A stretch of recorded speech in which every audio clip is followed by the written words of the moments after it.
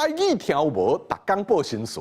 各位观众朋友，大家好，我是阿信老师，欢迎大家收看今仔日的台语听有无？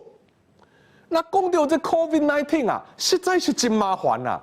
初期的原始病毒株啦，Alpha、Beta、Delta 这变种的病毒啊，是人惊啦。那去验到啊，死亡率是真悬。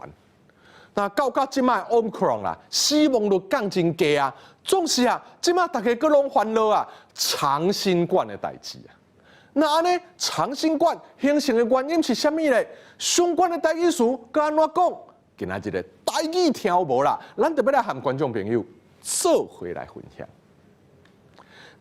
那根据世界卫生组织啦 （WHO） 的定义啊，所谓的长新冠，就是确诊以后超过3个月才有症头啦。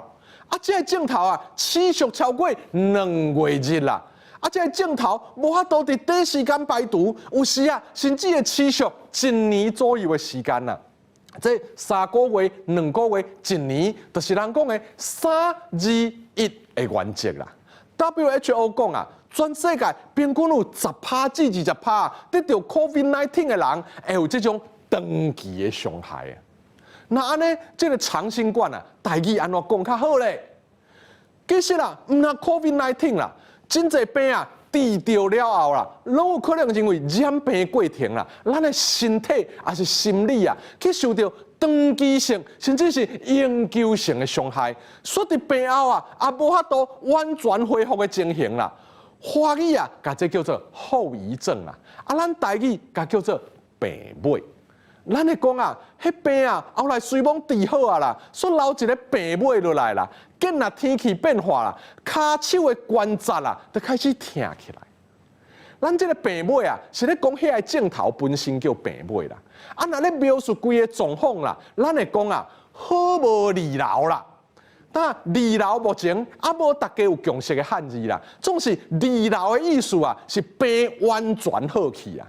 咱会劝病人讲啊吼，啊你毋着药啊食互利劳，较袂啊留病尾落来，迄你加人工加艰苦的啦。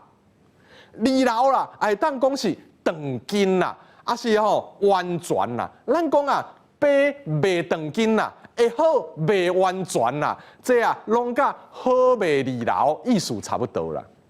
但若安尼啊 ，COVID-19 有啥物病尾咧？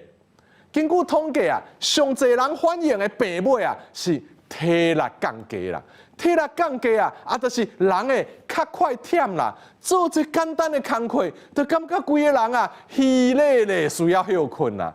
有时啊，拄困饱，他都无做啥物代志啊，就搁忝啊啦。平常时啊，有咧走马拉松的人啊，有人会感觉明明啊，真正会当走真远拢袂喘啊，太即马啦，走无几公里，人啊，就喘片片咧。